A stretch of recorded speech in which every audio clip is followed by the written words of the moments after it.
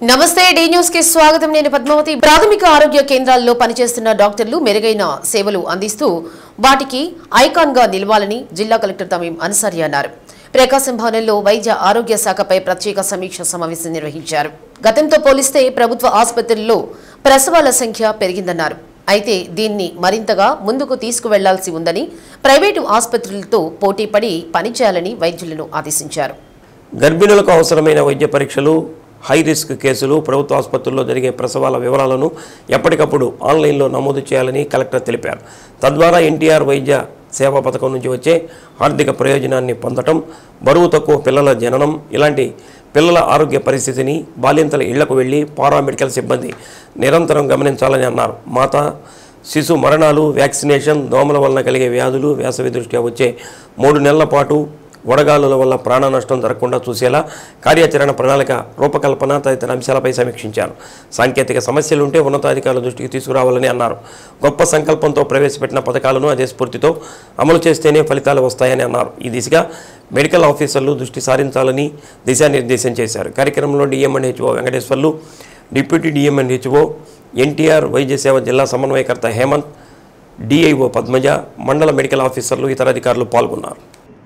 entire 1 month lo that should be your review point. Andaru doctors kuda meekunna ANMs ఎంత మంది ఉన్నారు already మీకు మీ PHC పరిధిలో ANC registrations ఎంత మంది చేసి ఉన్నారో ఆ మంత్ కు ఎంత మంది ప్రెగ్నెంట్ లేడీస్ కి ఈడీటీస్ ఉన్నాయి దానిగాను మీ ఎంతమంది మీ అంటే మన పబ్లిక్ ఇన్స్టిట్యూషన్స్ ఐదర్ మీ పిహెచ్సి ఆర్ సిహెచ్సి ఆర్ ఇక్కడ గవర్నమెంట్ జిజిహెచ్ హాస్పిటల్ కు డెలివరీ జరిగినాయి. మీ ఏఎన్ఎంస్ ఎవరు ఎంతమంది just not even a single case public institution కు తీసుకురాలేదు. ఎందుకు ఏంటి అన్నది మీరు డీటెయిల్డ్ గా రివ్యూ చేయాలి. రివ్యూ చేస్తూ మీకు తెలుసు ఏఎన్ఎంస్ అక్కడికి మన గవర్నమెంట్ హాస్పిటల్స్ తీసుకురాకుండా ప్రైవేట్ కి తీసుకెళ్తున్నారు. Please give your feedback. I want to take action against those ANMs. We are very strict on this thing because ఇంత చేసి ఇంతమంది డాక్టర్స్ మన గవర్నమెంట్ హాస్పిటల్స్ ని ఇంప్రూవ్ చేయడానికి మనం ప్రయత్నం చేస్తున్నప్పుడు జస్ట్ దట్ అక్కడ ఉండే ANMs they are having setting with the private institution అని అక్కడికి తీసుకెళ్తే దాన్ని we won't tolerate. So but ఎవరు ఇస్తారు it should come from the మనము ఎవరికైతే బిడ్డలకి డెలివరీ అయిన తర్వాత 42 డేస్ లోపు 6 విజిట్స్ చేస్తాము. వారికి డిఫెక్ట్స్ కానీ తర్వాత డిసీజెస్ కానీ కనుక్కోవడానికి ఆ విజిట్స్, తర్వాత మదర్స్ డెలివరీ అయ్యే సమయానికి ఎంతమంది ఎనీమియాతో సఫర్ అవుతూ ఉన్నారు. ఎందుకంటే మనం మొట్టమొదట చిన్న బిడ్డ దగ్గర నుండి అంగన్వాడీ సెంటర్లోను, అదేవిధంగా స్కూల్స్ లోను, తర్వాత అడాల్సెన్స్ లోను, తర్వాత ఏఎన్సీ లోను అన్ని విధాల ఐరన్ సప్లిమెంటేషన్ ఇచ్చి ఎస్పీసీ గోల్ అయినటువంటి ఎనీమియా కరెక్షన్ చేస్తూ ఉన్నాం. అయినా కూడా ప్రెగ్నెంట్ ఉమెన్ డెలివరీ సమయానికి కూడా ఇంకా ఎనీమియాతో సఫర్ అవుతుందంటే మన దగ్గర డిఫెక్ట్ ఏ మోతాదులో ఉంది, ఎందుకు ఉంది, దాన్ని ఎలా కరెక్ట్ చేయాలి. డివిజన్లో పార్టీ ప్రతిష్టను పెంచే విధంగా ప్రతి కార్యకర్త పనిచేయాలని ఒంగోలు శాసనసభ్యులు దామచర్ల జనార్దన్ రావు అన్నారు. ఒంగోలు తెలుగుదేశం పార్టీ కార్యాలయంలో 19, 20, 22, 23 డివిజన్లకు సంబంధించి సాధికారిత సమావేశాన్ని నిర్వహించారు. త్వరలో జరగనున్న తెలుగుదేశం పార్టీ సంస్థాగత ఎన్నికలకు సంబంధించి డివిజన్లలో ప్రతి 60 మందికి 2 లేదా 3 నియమించే కార్యక్రమం జరుగుతున్నందున ఆయా డివిజన్ల బాధ్యులు చొరవ తీసుకుని సంస్థాగత ఎన్నికలకు సిద్ధం కావాలన్నారు. దీంతో పాటు డివిజన్లో జరిగే అభివృద్ధి కార్యక్రమాలు, వాటి పురోగతి, లబ్ధిదారుల ఎంపికపై దృష్టి సారించాలని తెలిపారు. క్షేత్రస్థాయిలో పార్టీకి మంచి పేరు తెచ్చే విధంగా వ్యవహరించాలని కోరారు. ప్రజలు తమ సమస్యల పరిష్కారానికి వచ్చినప్పుడు సావధానంగా వారితో మాట్లాడి తన దృష్టికి తీసుకురావాలన్నారు. సమావేశంలో డివిజన్ ఇన్ఛార్జీలు తిరుమలరావు, హరిబాబు, సుబ్రహ్మణ్యం, పవన్ తదితరులు పాల్గొన్నారు.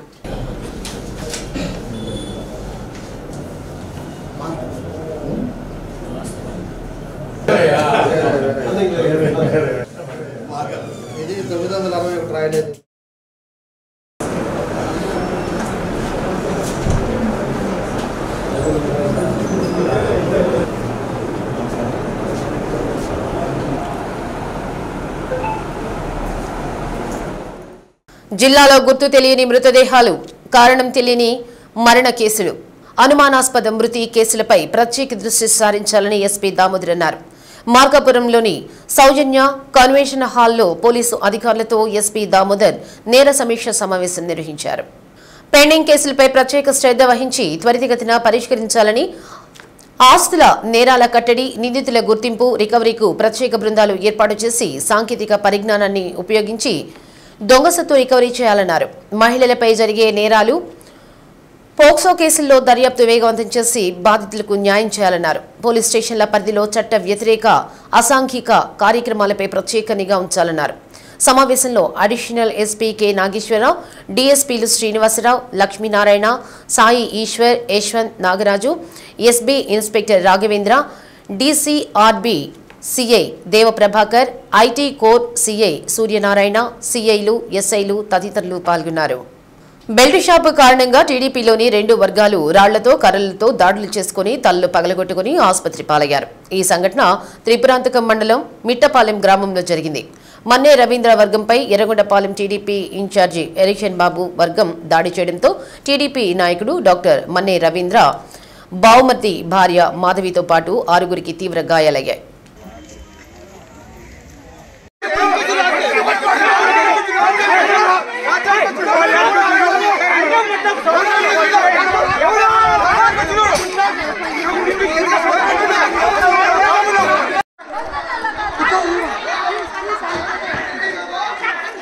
అసలు వాళ్ళన్నీ పిలిపించుకొని కంట్రోల్ టీడీపీ నాయకుడు మన్నే రవీంద్ర వర్గం ప్రతి దాడి చేయడంతో ఎరిక్షన్ బాబు వర్గంలోని 3గురికి తీవ్ర గాయాలయ్యాయి. మొత్తం 10 మందికి టీడీపీ కార్యకర్తలకు గాయాలు కావడంతో వారిని హుటాహుటిన ఎర్రగొండపాలెం ప్రభుత్వ వైద్యశాలకు తరలించి చికిత్స అందిస్తున్నారు. విషయం తెలుసుకున్న టీడీపీ నాయకుడు డాక్టర్ మన్నే రవీంద్ర ఆసుపత్రిలో చికిత్స పొందుతున్న టీడీపీ కార్యకర్తలను పరామర్శించారు. బెల్ట్ షాప్ కోసం టీడీపీలో 2 వర్గాలు దాడులు చేసుకోవడం గ్రామంలో తీవ్ర ఉద్రిక్తత నెలకొంది. ఇరు వర్గాల దాడిలో ఎప్పుడు ఏం జరుగుతుందో అని మిట్టపాలెం గ్రామస్తులు భయాందోళనకు గురవుతున్నారు.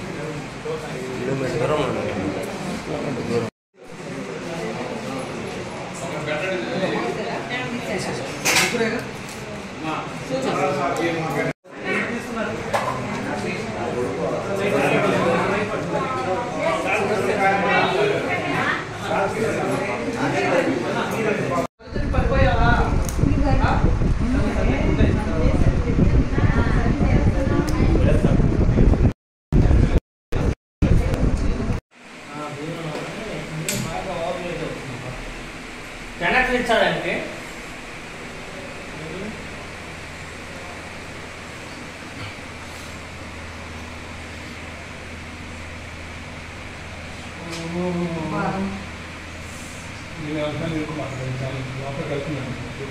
నేను బ్లేడ్ లోపల కలదండి, మీకు అనిపిస్తుంది బ్లేడ్ నాకు తెలుసు కదా, కలదు పైన ఉంటుంది. అసలు బ్లేడ్ అవుతున్నా నువ్వు భయపడుతున్నావు.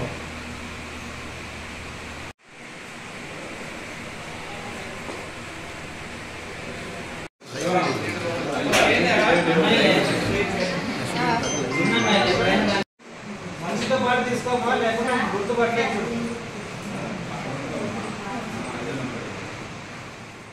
రాష్ట్ర ప్రభుత్వం ఉపాధ్యాయుల మెరిట్ కమ్ రోస్టర్ విధానాన్ని పక్కన పెట్టి కేవలం మెరిట్ ఆధారంగానే పదోన్నతులు ప్రకటించడాన్ని తీవ్రంగా ఖండిస్తున్నామని బీటీఏ రాష్ట్ర అసోసియేషన్ అధ్యక్షుడు పర్రె వెంకట్రావు విమర్శించారు.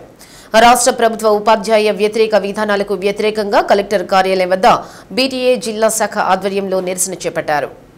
వేరే రాష్ట్రంలో కోర్టు చెప్పిందని దాన్ని ఇక్కడ అమలు చేయాలని చూస్తే బీటీఏ చూస్తూ ఊరుకోదని తెలిపారు. ఈ విధానం వల్ల ఎస్సీ ఎస్టీ ఉపాధ్యాయులకు అన్యాయం జరుగుతుందన్నారు.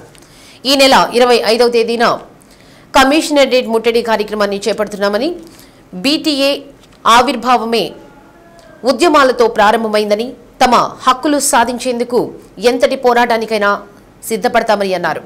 కార్యక్రమానికి జిల్లా ప్రధాన కార్యదర్శి వేల్చూరి మాధవరావు, దద్దాల శ్రీనివాసరావు, కళ్లగుంట మోహన్ రావు, పారాబత్తిన జాలరామయ్య, చిలంచెర్ల బ్రహ్మయ్య, కట్ట రమేష్, మదిరాల శరత్ చంద్ర, గంటనపల్లి శ్రీనివాసరావు, అబ్దుల్లా, మన్నే తిరుపతి స్వామి తదితరులు పాల్గొన్నారు. ఈరోజు ఈ నిరసన కార్యక్రమాలు రాష్ట్ర వ్యాప్తంగా జరుగుతున్నాయి. బహుజన టీచర్స్ అసోసియేషను 4 అంచెల పోరాటం ప్రకటించడం జరిగింది. ఒకటి, అన్ని స్పాట్ కేంద్రాల వద్ద 9వ తేదీ నిరసన తెలియజేశాము. 2వ విడత ఎమ్మెల్యేలు, ప్రజాప్రతినిధులు, మంత్రులందరూ కూడా రిప్రజెంటేషన్ ఇవ్వడం జరిగింది. 3వ విడత ఈరోజు రాష్ట్ర వ్యాప్తంగా నిరసన కార్యక్రమాలు కలెక్టరేట్ల దగ్గర జరుగుతూ ఉన్నాయి. సమస్య పరిష్కారం కానట్టయితే దీనికోసం చెలో కమిషనరేట్ ఈ నెల 25వ తేదీ కమిషనర్ కార్యాలయాన్ని కూడా ముట్టడిస్తామని చెప్పి తెలియజేస్తున్నాము. అసలు ఈ ధర్నాలకి నిరసనలకు కారణం ఏంటంటే గత 25 సంవత్సరాల నుండి AP state and subordinate service rules 1996 ప్రకారం మెరిట్ కమ్ రోస్టర్ విధానంలో తయారైనటువంటి జాబితాను జీఓఎంఎస్ నంబర్ 90 ప్రకారం సీనియారిటీగా పరిగణించి అందరికీ పదోన్నతులు ఇవ్వాల్సి ఉంది. ఈ విధానంలో సామాజిక న్యాయం ఉంది. ఎస్సీలు, ఎస్టీలు, బీసీలు, మైనారిటీ ఉపాధ్యాయులు, అన్ని వర్గాల మహిళలకు కూడా దీనిలో న్యాయం జరుగుతుంది. మరి ఆ విధానాన్ని పక్కన పెట్టి కేవలం కమిషనర్ గారు వెబెక్స్ మీటింగ్లో ఓరల్ ఇన్స్ట్రక్షన్ ఇచ్చి ఒక మాట చెప్పి ఉన్న జీవోలను తొక్కిపెట్టి జీవోలకు భిన్నంగా మెరిట్ ప్రాతిపదికన లిస్టులు తయారు చేసి కేవలం ఓసీ కేటగిరీ వర్గాలకు ప్రమోషన్లు ఇచ్చే కుట్ర జరుగుతూ ఉంది. దీన్ని మేము తీవ్రంగా ఖండిస్తున్నాము. దీనికోసం పరిష్కారం అయ్యే వరకు పోరాటం చేస్తామని తెలియజేస్తున్నాము. 20 సంవత్సరాల నుంచి ఉపాధ్యాయుల నియామకంలో కావచ్చు, బదిలీలలో కావచ్చు, మెరిట్ కమ్ రోస్టర్ విధానాన్ని అమలు చేస్తూ వస్తున్నాయి ప్రభుత్వాలు. కానీ ఇప్పుడు వచ్చినటువంటి ప్రభుత్వాలు దానికి విరుద్ధంగా కేవలం మెరిట్ విధానాన్ని మాత్రమే తీసుకొని ఉపాధ్యాయుల సీనియర్ లిస్టులను విడుదల చేయడం జరిగింది. కానీ ఆ ఉపాధ్యాయుల మెరిట్లోనే ఇచ్చేటువంటి సీనియారిటీ లిస్టుల ద్వారా ఎంతోమంది ఎస్సీ, ఎస్టీ, బీసీలకు మరియు అన్ని వర్గాల మహిళలకు తీవ్రమైన అన్యాయం జరుగుతుందని చెప్పని మేము ఆల్రెడీ కమిషనర్ గారికి విన్నవించాము, డిఓ గారికి విన్నవించాము, కలెక్టర్ గారికి విన్నవించాము. కానీ ఇంతవరకు ఎవరి నుంచి కూడా స్పందన రావడం లేదు, రాలేదు కూడాను. అలాగే అందుకని మేము ఇప్పుడు నిరసన కార్యక్రమం తెలియజేస్తూ ఉన్నాము. కాబట్టి ఇకనైనా దీనికి కానీ ప్రభుత్వం స్పందించకపోతే కలెక్టరేట్లో 25వ తేదీన మేము కలెక్టరేట్ కమిషనరేట్ని ముట్టడిస్తామని తెలియజేస్తున్నాం. ఈ విధానాన్ని ఈ గవర్నమెంట్ వచ్చిన తర్వాత మెగా డిఎస్ అంది, దాన్ని ఊసేలేదు. తర్వాత ఏం చేసింది, చిన్న కుంటి సాగులు చెప్తూ రోజు కాలయాపన చేస్తూ మా నాయకుల్ని తిప్పుకుంటూ ఏదో ఒకటి పెట్టేసి రోజు ఒక యాప్ ఏం చేస్తుందంటే అదొకటి ఇదొకటి అప్డేట్ చేసుకోండి అది అని చెప్పేసి దాంతో జనాల్ని, టీచర్స్ని గందరగోళాన్ని నెట్టేస్తూ ఏ విధమైన మనకు ఇవ్వాల్సిన సిపిఎస్ని రద్దు విషయం చెప్పలేదు. అదేవిధంగా ఐఆర్ ప్రకటించలేదు. కమిషనర్ అది మామూలుగా పిఆర్సీ కమిషన్ నిర్మిస్తే దాన్ని కూడా రద్దు చేసి ఈరోజు దాన్ని ఊసే లేకుండా అసలు ఏమీ స్పందించకుండా జనసేన పార్టీ జిల్లా అధ్యక్షులు షేక్ రియాజ్ జన్మదిన వేడుకలు జనసేన పార్టీ జిల్లా కార్యాలయంలో ఘనంగా నిర్వహించారు. జనసేన పార్టీ నాయకులు, వీర మహిళలు కేక్ కట్ చేసి శుభాకాంక్షలు తెలిపారు.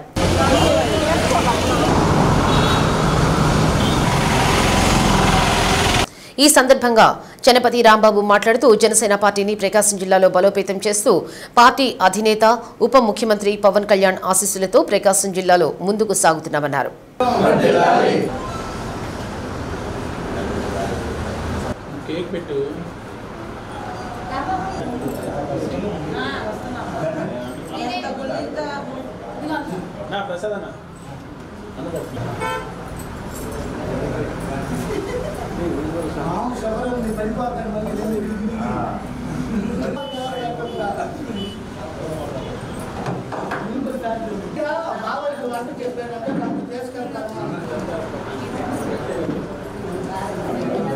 సార్ అట్లా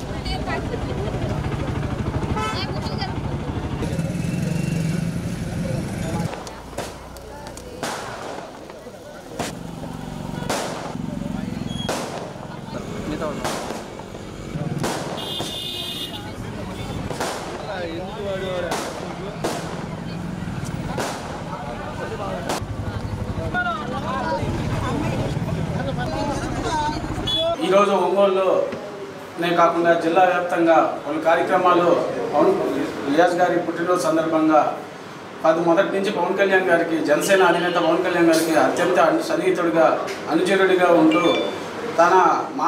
కళ్యాణ్ గారి మార్గంలో ముందుకు వెళ్ళే వ్యక్తి రియాజ్ గారు అని పార్టీ ఇచ్చిన బాధ్యతను తూచా తప్పకుండా పాటిస్తూ గత వైసీపీ ప్రభుత్వంలో చేసిన తప్పులను ఎత్తి చూపి వాళ్ళ చేసిన అన్యాయాన్ని ప్రజలకు అండగా నిలిచి వాళ్ళు చేసిన ప్రతి ఒంగోలులోనే ఎక్కువగా వాళ్ళు చేసిన ప్రతి అక్రమాల మీద పోరాడిన వ్యక్తి రియాజ్ గారని పవన్ కళ్యాణ్ గారు ఏ బాధ్యత ఇచ్చినా నేను ఖచ్చితంగా ఒక సైనికుల్లా పనిచేస్తానని తెలియజేశారు.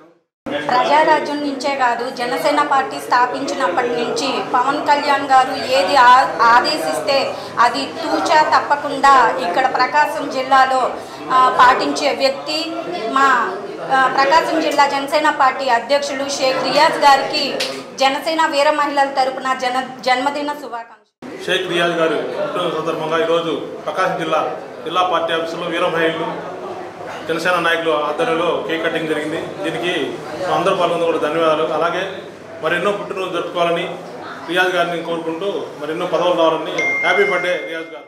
ఈరోజు ప్రకాశం జిల్లా అధ్యక్షుడు షేక్ రియాజ్ గారి పుట్టినరోజు సందర్భంగా చెనకేశ్వర స్వామి గుడిలో పూజా కార్యక్రమం జరిగింది. అలాగే జనసేన పార్టీ కార్యాలయంలో కేక్ కటింగ్ జరిగింది. ఈరోజు 37వ డివిజన్లో కేక్ కటింగ్ కార్యక్రమం చేసిన తర్వాత చలివేంద్రం ఓపెన్ చేశాము. అలాగే జనసేన పార్టీ స్థాపించినప్పటి నుంచి రియాజ్ గారు ఎన్నో కష్ట నష్టాలు పడి పార్టీ కోసం కష్టపడుతున్నారు. ఆయన ఎలాంటి పరిస్థితుల్లో ఉన్నా కానీ జనసేన పార్టీని వేడకుండా జనసేన పార్టీని నమ్ముకున్నాడు. రానున్న కాలంలో రియాజ్ గారికి మంచి పదవి రావాలని చెప్పి మేము మనస్ఫూర్తిగా కోరుకుంటున్నాం. పుట్టినరోజు శుభాకాంక్షలు తెలియజేస్తున్నాం. ఒంగోలు సమీపంలో ఎయిర్పోర్టు ఏర్పాటుకు వడివడిగా అడుగులు పడుతున్నాయి. ఇప్పటికే ఎయిర్పోర్టుకు అనువైన ప్రాంతాలను ఎయిర్పోర్టు అథారిటీ ఆఫ్ ఇండియా ప్రతినిధులు ఎంపీ మాగుంట శ్రీనివాసులరెడ్డి, ఎమ్మెల్యే దామచర్ల జనార్దన్ రావుతో కలిసి పరిశీలించడం జరిగింది. ఎయిర్పోర్టు అథారిటీ అధికారులు ఇచ్చిన నివేదిక ప్రకారం ఆంధ్రప్రదేశ్ ఎయిర్పోర్టు డెవలప్మెంట్ కార్పొరేషన్ రాష్ట్రంలో అదనంగా 7 ఎయిర్పోర్టుల ఏర్పాటుకు అవసరమైన భూసేకరణకు నిధులు కేటాయిస్తూ పరిపాలన ఆమోదాన్ని ఇచ్చింది. దీనిలో ఒంగోలు ఎయిర్పోర్టు ఉండడంతో ఒంగోలు సమీపంలో ఎయిర్పోర్టు ఏర్పాటుపై అధికారులు ముమ్మర చర్యలు చేపట్టారు. జనవరి 22వ తేదీ MP Magunta Srinivasulu Reddy, Ongole MLA Damacharla Janardhan Rao, airport authority of India ప్రతినిధులు, జిల్లా అధికారులు కొత్తపట్నం మండలం ఆలూరు గ్రామాల వద్ద భూములను క్షేత్రస్థాయిలో పరిశీలించారు. గుర్తించిన నేలలో నిర్మించవచ్చా, విమానాలు దిగటానికి అనువైన వాతావరణం ఉందా, కేటాయించిన విస్తీర్ణం సరిపోతుందా తదితర అంశాలపై కేంద్ర బృందం అధ్యయనం చేసింది. ముందస్తుగా ఒంగోలు ఆర్టీఓ లక్ష్మీ ప్రసన్న, తహసీల్దార్ పిన్నిక మధుసూదన్ రావు, సర్వే అధికారులు భూములను పరిశీలించారు. రాష్ట్రంలో కూటమి ప్రభుత్వం అధికారంలోకి వచ్చాక పలు జిల్లాల్లో విమానాశ్రయాల ఏర్పాటు ముఖ్యమంత్రి చంద్రబాబు చర్యలు తీసుకున్నారు. ఒంగోలులో ఎయిర్పోర్ట్ ఏర్పాటు కోసం కేంద్ర మంత్రులు, ఉన్నతాధికారులతో ముఖ్యమంత్రి చంద్రబాబు నాయుడు దృష్టికి లోక్సభ సభ్యుడు మాగుంట శ్రీనివాసులరెడ్డి తీసుకెళ్లారు. మరోవైపు ఒంగోలు ఎమ్మెల్యే దామచర్ల జనార్దన్ కూడా పలుమార్లు సీఎం దృష్టికి తీసుకెళ్లారు. ఈ నేపథ్యంలో ప్రభుత్వం నుంచి విమానాశ్రయం ఏర్పాటుకు తీసుకోవాల్సిన చర్యలపై ఉన్నతాధికారులను ఆదేశాలు ఇచ్చారు. కొత్తపట్నం మండలం అల్లూరు గ్రామాల మధ్య ఉన్న 657 ఎకరాలు అనువుగా ఉంటుందని గుర్తించి అధికారులు ప్రభుత్వానికి నివేదించారు. ప్రభుత్వం ఆ నివేదికను పరిశీలించి జిల్లాలో ఎయిర్పోర్ట్ ఏర్పాటుకు భూమి సిద్ధంగా ఉన్నట్లు కేంద్ర ప్రభుత్వం దృష్టికి తీసుకెళ్లింది. ఈ నేపథ్యంలో జనవరి 22వ తేదీ కేంద్ర బృందం భూములు పరిశీలించారు. అనంతరం ప్రభుత్వానికి నివేదిక అందచేయడంతో ఆంధ్రప్రదేశ్ ఎయిర్పోర్ట్ డెవలప్మెంట్ కార్పొరేషన్ అధికారులు ఒంగోలుతో పాటు దగదర్తి, కుప్పం, నాగార్జున సాగర్, తుని, అన్నవరం, శ్రీకాకుళం, తాడేపల్లిగూడెంలో ఏర్పాటు చేయనున్న ఎయిర్పోర్టులకు భూసేకరణకు 1570 కోట్లు నిధులు కేటాయిస్తూ ఉత్తర్వులు విడుదల చేశారు. ఈ ఉత్తర్వుల్లో సాంకేతిక అనుమతులు ఇచ్చి భూమిని ఏఏఐటీకి అందచేయాలని ఉత్తర్వులు విడుదల చేశారు. దీంతో జిల్లా కేంద్రం సమీపంలో ఎయిర్పోర్ట్ ఏర్పాటుకు సుగమం అయ్యేలా అడుగులు పడుతున్నాయి. దండకారణ్య అటవీ ప్రాంతాల్లో కేంద్ర రాష్ట్ర ప్రభుత్వాలు ఆదివాసీలపై ఆపరేషన్ కరాగ్ దాడులను వెంటనే నిలిపివేయాలని మావోయిస్టు పార్టీలతో చర్చలు జరిపి సమస్యలను పరిష్కరించాలని కోరుతూ ఆదివాసీ హక్కుల పోరాట సంఘీభావ వేదిక ఆధ్వర్యంలో రౌండ్ టేబుల్ సమావేశం నిర్వహించారు. కార్యక్రమంలో పలు ప్రజా సంఘ, రైతు సంఘాల నాయకులు పాల్గొన్నారు. ఈ స్పందనలు మనం గమనిస్తుంది ఆపేయండి, పరిమితం చేయండి. ఆదివాసీ గిరిజన ప్రాంతాల్లో ఖనిజ సంపదను దోచుకునేందుకు అడవిని నమ్ముకుని జీవనం సాగిస్తున్న ఆదివాసీ గిరిజన ప్రజలను ఆపరేషన్ కగారు పేరుతో భయభ్రాంతులను చేస్తున్నారని విరసం నేత జి కళ్యాణరావు అన్నారు. అటవీ ప్రాంతాల్లో ఉన్న మైనింగ్ను దోచుకునేందుకు గిరిజనులను మావోయిస్టుల పేరుతో నిర్దాక్షిణ్యంగా కాల్చి చంపుతున్నారని అన్నారు. వారికి అండగా నిలబడిన ప్రజా సంఘాలను అర్బన్ నక్సలైట్ల పేరుతో అణచివేస్తున్నారని పేర్కొన్నారు. ఈ సందర్భంగా వారికి అండగా నిలబడిన మావోయిస్టు పార్టీతో చర్చలు జరిపి ఆపరేషన్ కగార్ను నిలిపివేసి అక్కడ మైనింగ్ దోపిడీని ఆపాలని కోరారు. పలు ప్రజా సంఘాల నేతలు తమ అభిప్రాయాలను వెల్లడించారు. సమావేశంలో చుండూరు రంగారావు, చావలి సుధాకర్, మాచర్ల మోహన్ రావు, ఊటుకూరు వెంకటేశ్వర్లు, కోటి, మోహన్ కుమార్ ధర్మ, విజయ్ కుమార్, వై వెంకటేశ్వరరావు, అరసవల్లి కృష్ణ, క్రాంతి, గుమ్మళ్ళ నరసింహారావు, అహ్మద్, షేక్ సైదా, శ్రీనివాసులు, అబ్దుల్ సత్తార్, జి నరసింహారావు తదితరులు పాల్గొన్నారు. భూమికి సంబంధించిన ఒక సమస్యని పరిష్కరించమని ఒక ఊరిలో ప్రజలు ఒక ధర్నానో ఒక మీటింగో ఒక రాస్తారోకోనో పెట్టుకొని కూర్చున్నారు. లేదా ఒక కరెంట్ సమస్య మీద కూర్చున్నారు, నీళ్ళు ఇవ్వమని కూర్చున్నారు, మంచినీళ్ళు ఇవ్వమని కూర్చున్నారు, సాగునీరు ఇవ్వమని కూర్చున్నారు. వీటికి తక్షణ స్పందన ఏంటి, ఎట్లా ఉండాలి? ఒక భూమి సమస్యని కోసం పరిష్కరించడం కోసం ఒక గ్రామస్తులు ఒక కార్యక్రమం పెట్టుకుంటే ఆ ధర్నాకి రాస్తారోకి ఫస్ట్ రావాల్సిన వాళ్ళు ఎవరు? అక్కడ ఉండే తహసీల్దారో ఎంఆర్ఓనో రావాలి, లేదా ఆర్డీఓ రావాలి, ఇంకా పెద్ద సమస్య అయితే కలెక్టర్ రావాలి, రెవెన్యూ డిపార్ట్మెంట్ వాళ్ళు రావాలి. ఒక కరెంటు సమస్య మాట్లాడితే ఆ సమస్య కోసం ధర్నా చేస్తుంటే విద్యుత్ శాఖ వాళ్ళు రావాలి. అట్లాగే ఒక తాగునీరు సమస్య మాట్లాడాలంటే ఆ పబ్లిక్ వర్క్స్ డిపార్ట్మెంట్ వాళ్ళు రావాలి, ఇరిగేషన్ డిపార్ట్మెంట్. సాగునీరు కోసం అయితే ఇరిగేషన్ డిపార్ట్మెంట్ వాళ్ళు వచ్చి ఈ సమస్య పరిశీలించి ఇది ఎంతవరకు సాధ్యమైతే ఎంతవరకు సాధ్యం కాదనేది ఆలోచించి ఎంతవరకు సాధ్యం అవుతుందో ఏ పరిధిలో ఎట్లా చేయాలనేది ప్రజలతో కూర్చొని చర్చించి పరిష్కారం చేయాలి. కగార్ పడగ నీడలో ఉంది ఈరోజు. దండకారణ్యమే కాకుండా కగార్ అనేది భారతదేశం మొత్తంగా ఒక దుర్మార్గమైనటువంటి చర్యగా ఈ ప్రభుత్వం చేస్తూ ఉంది. నిజంగా శాంతిని కోరుకున్న ప్రభుత్వం కానీ అయితే ఇది కేంద్ర ప్రభుత్వం కానీ రాష్ట్ర ప్రభుత్వాలు కానీ మొట్టమొదట కగార్ మారణ హోమాన్ని ఆపాలి. అక్కడ ఉండేటువంటి శిబిరాలు, మిలిటరీ శిబిరాలని, సైనిక శిబిరాలని మొత్తాన్ని ఎత్తేసేయాలి. సైన్యాన్ని మొత్తాన్ని, ప్రజల మీద దాడి చేస్తున్నట్టు సైన్యాన్ని మొత్తాన్ని అది అక్కడి నుంచి ఎత్తేసేయాలి మొత్తాన్ని కూడా. కార్పొరేట్ శక్తులను మొత్తాన్ని అడవిలో లేకుండా చేస్తేనే తప్ప అడవిలో ఉండేటువంటి ఖనిజ సంపదల మొత్తాన్ని కూడా కార్పొరేట్ శక్తులకి దారాదత్తం చేసేటువంటి ప్రక్రియని ఈ ప్రభుత్వం, కేంద్ర ప్రభుత్వం ఆపితేనే తప్ప దండకారణ్యంలోనే కాదు ఈ దేశంలోనే శాంతి అనేది ఏర్పడటానికి వీల్లేదు. ప్రధానమైనటువంటి డిమాండ్ ఏంటంటే ఆదివాసీల మీద జరుగుతున్నటువంటి మారణకాండని వెంటనే ఆపాలి. ఆదివాసీలకు అన్ని విధాలా సపోర్ట్గా ఉండేటువంటి మావోయిస్టుల మీద జరుపుతున్నటువంటి మారణకాండని ఆపాలి. కార్పొరేట్ శక్తుల పక్షాన కాదు ఉండాల్సింది, ప్రజల పక్షాన ఉండాలి. అక్కడ ఉండేటువంటి ఆదివాసీల పక్షాన ఉండాలి. ఈ దేశంలో ఉండేటువంటి 99% పేద ప్రజల పక్షాన ఉండాలి తప్ప పెట్టుబడిదారుల పక్షాన, కార్పొరేట్ శక్తుల పక్షాన, జాతీయ అంతర్జాతీయ ఉండేటువంటి ఈ వ్యాపార శక్తుల పక్షాన మాత్రం కాదు. అలా ఉంటే అది నిజమైనటువంటి ప్రజాస్వామ్యం కాదు అని చెప్పి కూడా స్పష్టంగా చెప్తాం. బాధ్యతాయుతమైన పౌరులే అసలైన దేశభక్తులని, వారితోనే దేశంలో ప్రజాస్వామ్యం వర్ధిల్లుతుందని రిమ్స్ మెడికల్ కళాశాల professor doctor Sudhakar, Montessori chairman Prakash Babu పేర్కొన్నారు. ఏపీ టీసీఏ జానుడి centre for literature and arts సంయుక్త ఆధ్వర్యంలో మాంటెసోరీ హై స్కూల్లో నెట్ఫ్లిక్స్ అడాలా సైన్స్ అనే అంశం మీద తల్లిదండ్రులు, విద్యావేత్తలతో సమావేశం నిర్వహించారు. సమావేశంలో doctor Ravikumar, doctor CA Prasad, doctor Chepala Vamsikrishna, న్యాయవాది ధనలక్ష్మి, ఏపీటీసీఏ అధ్యక్షుడు యారా అజీబాబు, కరస్పాండెంట్ శివకోటిరెడ్డి, రామిరెడ్డి, ప్రిన్సిపాల్ ఇంట్ల యేసుపాదం, ఉపాధ్యాయులు, తల్లిదండ్రులు పాల్గొన్నారు.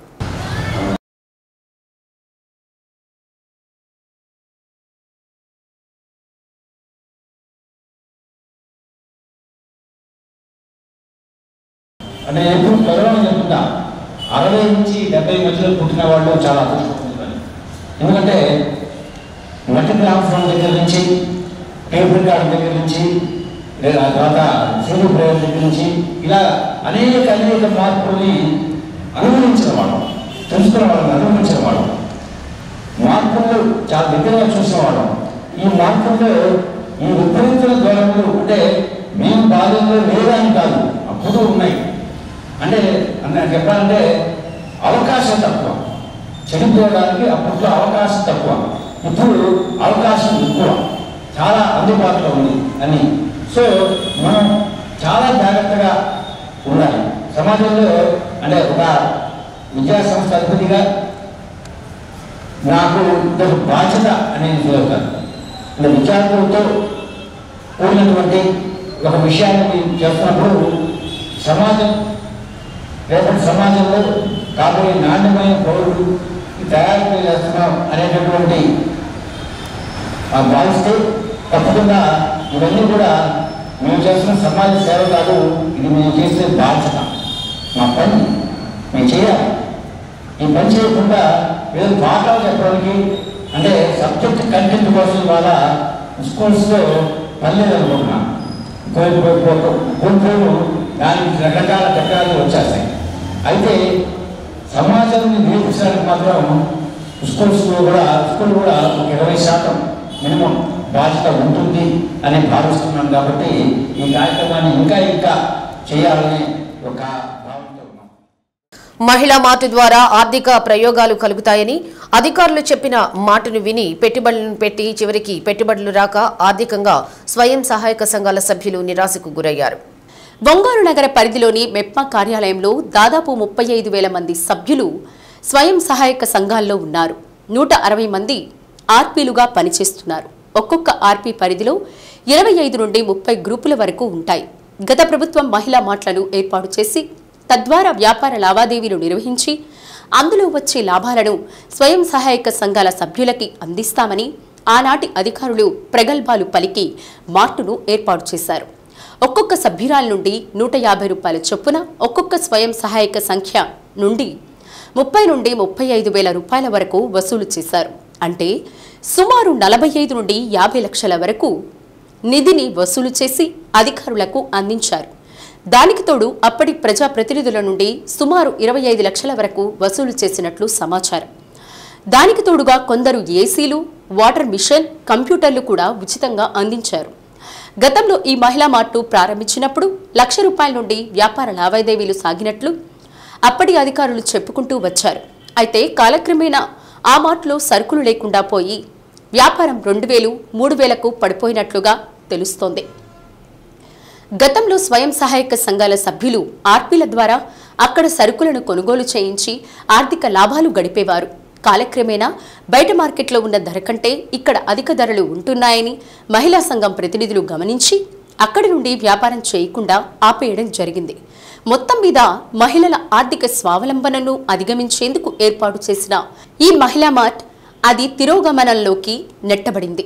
ఇప్పుడు ఒక్కొక్క సభ్యురాలు తమ వాటా 150 రూపాయలు ఉంటే వ్యాపార లావాదేవీలు జరిగి ఎంతో కొంత లాభం వస్తుందని భావించి పెట్టుబడి పెడితే అసలు కూడా రాని పరిస్థితుల్లోకి కనబడుతోంది.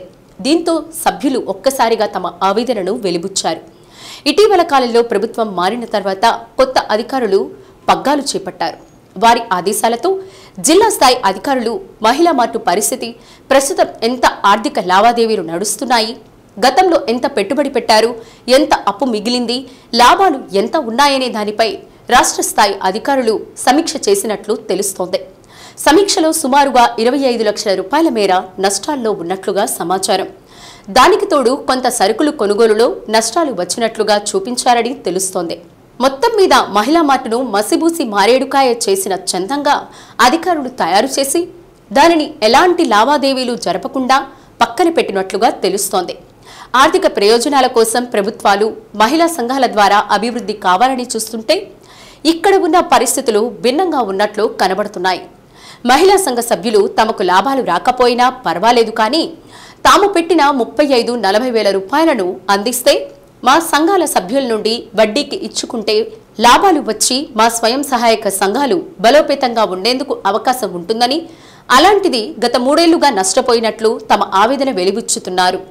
మొత్తం మీద నూతనంగా ఏర్పడిన కూటమి ప్రభుత్వం, నూతనంగా వచ్చిన అధికారులు ఈ మహిళా స్వయం సహాయక సంఘాల ఆర్థిక విషయాల్లో లెక్కలు తేల్చి వారికి రావాల్సిన వాటాలు అందిస్తే లక్ష్యం నెరవేరినట్లు అవుతుందని సభ్యులు భావిస్తున్నారు. మేము మహిళా మార్ట్కి గత 2 సంవత్సరాల క్రితం ఒక గ్రూప్కి వచ్చి 1500 చొప్పున కట్టాము. కానీ ఇప్పటి వరకు ఏ ఒక్క రూపాయి రిటర్న్ ఇవ్వలేదు.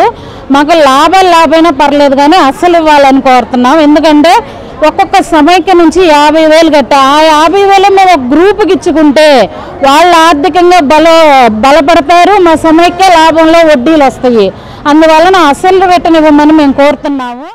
జగనన్న మార్ట్కి వచ్చేసి మేము మా సంఘ సభ్యులందరూ కలిసి 27 సంఘాలు మేము ఇచ్చాము. ఒక్కొక్క సంఘం 27 సంఘాలు అంటే 272 మంది మేము ప్రతి ఒక్క సభ్యురాలు 150 రూపాయల లెక్కన మేము మహిళా మార్ట్కి అయితే మేము ఇచ్చాము. అవి మాకు ఇంత మటుకు రిటర్న్ అయితే మాకు రాలేదు. కనీసం ఆదాయాలు చూపిస్తానన్నారు, ఆదాయాలు కూడా మాకు చూపించలేదు. ఇందుకు కానీ మేము పీడీ గారిని అడగడానికి వచ్చాము. ఈరోజు మహిళా మార్టుల్లో పొదుపు సంఘాల మహిళల చేత ఈరోజు పొదుపు అమౌంట్ కట్టించి ఈరోజు మహిళా మార్టులు నడిపిస్తా ఉన్నాం. అయితే మహిళా మార్టుల్లో అన్నిటి బజారు కంటే రేట్లు అధికంగా ఉంటే ఎవరు కొనుగోలు చేయట్లేదు. వాళ్ళకి అందుకని మేమైతే పెట్టుబడులు పెట్టాము, ఆ డబ్బులు రిటర్న్ కావాలి అని చెప్పి ఈరోజు అడుగుతాం. ప్రభుత్వమే ఆ మహిళా మార్టులను నడిపి తక్కువ రేట్లకి ప్రజలకు సరఫరా చేస్తే ఉపయోగకరంగా ఉండిద్ది. అదే పొదుపు మహిళల చేత డబ్బులు పెట్టించి వాళ్ళే కొనుగోలు చేయమంటే చాలా అసలుకే వాళ్ళు పనులకు వెళ్ళి కట్టేసరికే పొదుపులు కట్టుకునేసరికి సరిపోవట్లా. ఇవన్నీ కూడా కరెక్ట్ కాదు. అందుకని ప్రభుత్వమే మహిళా మార్టులు నడపాలని చెప్పి మేము అడుగుతా ఉన్నాం. ఎస్సీలలోని 59 ఉపకులాలకు న్యాయం జరిగేలా గ్రూపులుగా విభజించి రిజర్వేషన్ల అమలుకు మంత్రి మండలిలో ఆమోదం తెలపడంతో త్వరలో జరగబోయే మెగా డిఎస్సీ ఉపాధ్యాయ పోస్టుల భర్తీలో కొత్త రిజర్వేషన్లు అమలు అయ్యేటట్లు ఆర్డినెన్స్ తేవటంపై టీడీపీ ఎస్సీ సెల్ నాయకులు హర్షం వ్యక్తం చేశారు. చంద్రబాబు నాయుడు చిత్తశుద్ధితో వర్గీకరణ సాధ్యమైందని, దళితుల అభివృద్ధి కూటమి ప్రభుత్వం మరోసారి రుజువు చేశారని ఎస్సీ నాయకులు తెలిపారు. సమాజంలో అన్యాయానికి గురి కాబడిన అట్టడుగుగా ఉన్న సామాజిక వర్గాలకు న్యాయం చేసే దానిలో భాగంగా ప్రధానమంత్రి నరేంద్ర మోడీ, ముఖ్యమంత్రి చంద్రబాబు నాయుడు, ఉప ముఖ్యమంత్రి పవన్ కళ్యాణ్, శాసనసభ్యులు, రాష్ట్ర విద్యుత్ శాఖ మంత్రి గొట్టిపాటి రవికుమార్లకు ధన్యవాదాలు తెలిపారు. కార్యక్రమంలో అద్దంకి నియోజకవర్గ ఎస్సీసెల్ అధ్యక్షులు గొల్లపల్లి సుబ్బారావు, కొరిసిపాడు మండల ఎస్సీసెల్ అధ్యక్షుడు మంద నాగేశ్వరరావు, బల్లికొరవ మండల ఎస్సీసెల్ అధ్యక్షుడు వేల్పుల బ్రహ్మయ్య, బాపట్ల పార్లమెంటరీ నియోజకవర్గ ఎస్సీసెల్ ప్రధాన కార్యదర్శి కత్తి అశోక్, తెలుగుదేశం పార్టీ సీనియర్ నాయకులు ఎంజి స్టాలిన్, పూనూరి నెహేమియా, అద్దంకి పట్టణ ఎస్సీసెల్ అధ్యక్షుడు పూనూరు స్వామి, పసుమర్తి సామియేలు, పసుమర్తి కోటయ్య తదితరులు పాల్గొన్నారు. కూటమి ప్రభుత్వంలో గౌరవ ఆంధ్రప్రదేశ్ ముఖ్యమంత్రి వర్యులు శ్రీ నారా చంద్రబాబు నాయుడు గారు ఎస్సీ వర్గీకరణపై మంత్రివర్గ కేబినెట్ ఆమోదం తెలిపి ఎస్సీలో ఉన్నటువంటి 59 కులాలకు సమాన న్యాయం జరగాలని ఎస్సీలను 3 గ్రూపులుగా విభజించి గ్రూప్ 1లో రెల్లి మరియు 12 ఉపకులాలకు 1%, గ్రూప్ 2లో మాదిగ మరియు 18 ఉపకులాలకు 6.5%, గ్రూప్ 3లో మాల మరియు 29 ఉపకులాలకు 7.5%గా రిజర్వేషన్లుగా అమలు చేస్తూ ఈ రిజర్వేషన్లను త్వరలో విడుదల చేస్తున్నటువంటి మెగా డిఎస్సి ఉపాధ్యాయ పోస్టుల నుండి అమలు జరిగేలా ఆంధ్రప్రదేశ్ రాష్ట్రంలో ఆర్డినెన్స్ తేవడంపై టీడీపీ ఎస్సీ సెల్ అద్దంకి నియోజకవర్గ అధ్యక్షుడిగా ఈ 30 సంవత్సరాలు పోరాడినటువంటి ఈ వర్గీకరణకి ముఖ్యమైనటువంటి చెప్పుకోగలిగినటువంటి వ్యక్తి మందకృష్ణ మాదిగ గారు. ఆ మందకృష్ణ మాదిగ గారికి మా హృదయపూర్వక ధన్యవాదాలు తెలుపుతున్నాం.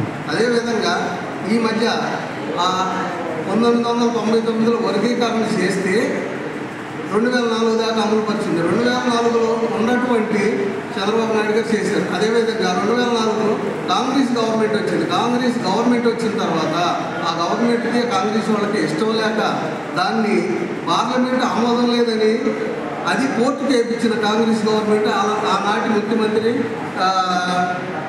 వైఎస్ రాజశేఖర రెడ్డి గారు వాళ్ళకి ఇష్టం లేక ఈ వర్గీకరణ ఆపేసేసారు. అదే ఆ వర్గీకరణని ఇప్పుడు చాలా మాదిగలలో ఉన్నటువంటి రిజర్వేషన్ ఉన్నటువంటి అసమానతలను గుర్తించి మన్నా కృష్ణమార్తి గారు నాయకత్వంలో జరిగినటువంటి గత 3 దశాబ్దాలు జరుగుతున్న ఎంఆర్ కోసం ఉద్యమాలను గుర్తించి గౌరవించి తెలుగుదేశం పార్టీ మరి వర్గీకరణ చేసింది.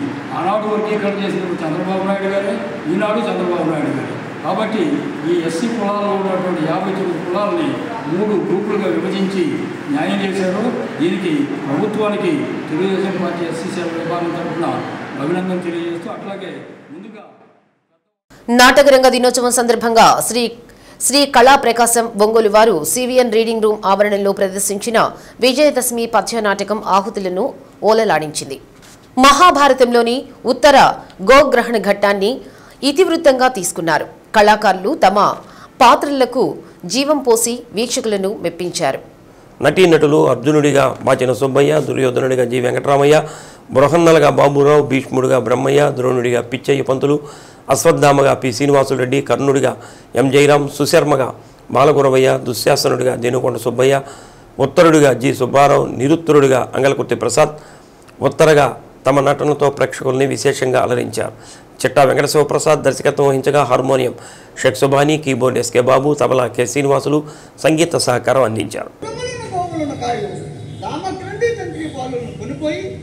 నన్ను వలదని రణప్పున వేర విక్రమ స్మరణము నెలయ వైరి వీరుల మదాపారణ వనర్చి దారుణ మారణ హోమము చేయజాలిన చేయదలసిన చేయవలసిన ఈ వర వీర సూర శిఖామణిని ఇచ్చక ఈ యంతిపురమనందు ఆడు వాడకు స్వయం పదాల నిరుతరా భరింపజాల ప్రాణములు ఎట్లు పోకుండా ఎగిరి అది కాదురా అవివేకి ప్రాణములు తీసుకోతో పైకి లేచి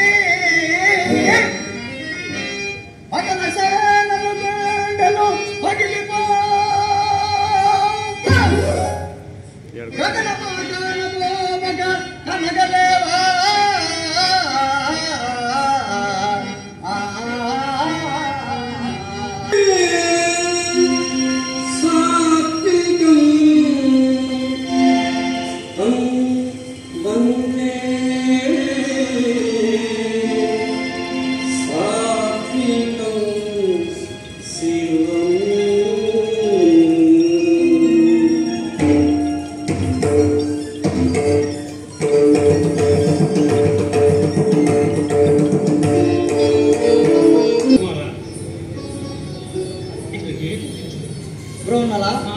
మాకు మీ సహాయం కావాలేదు. ఏదో ఆటపాటలంతా హరించుకోము ఇట్లు పరీక్షింపదకునే రాజనందన లలిత కళాభిమాని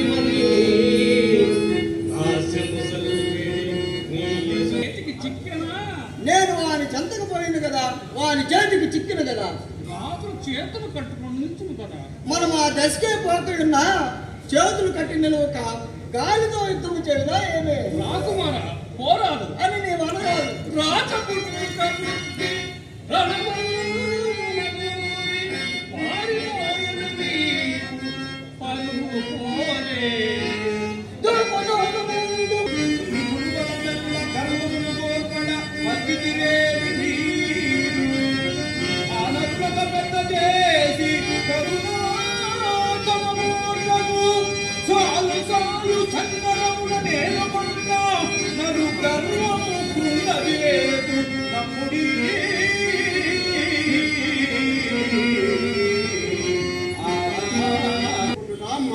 వారికి ధర్మము హితాభిలాషులు మేలును కీడు రెండింటినీ ఎరింగింది.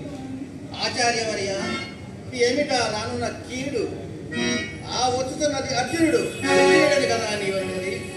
ఆ వచ్చుతున్నది అర్జునుడైనచో అజ్ఞాత భంగము తెలిపి మరల కాణల కంపగలం. వేరొకడైనచో వాడి ప్రాణములనే అజ్ఞాతముల కంపగలం. డి న్యూస్లో నేటి మాట. ఎన్నో విషయాలు మరెన్నో ఆలోచనలు అన్నింటినీ మన ముందుకు నిలిపే వేదికనే ఈ జీవితం. డి న్యూస్ ఇంతటితో సమాప్తం. నిరంతరం చూస్తుండండి డి న్యూస్. ఇవి బులెటిన్ విశేషాలు. తిరిగి మరో బులెటిన్లో మళ్ళీ కలుద్దాం. అంతవరకు సెలవు. నమస్తే.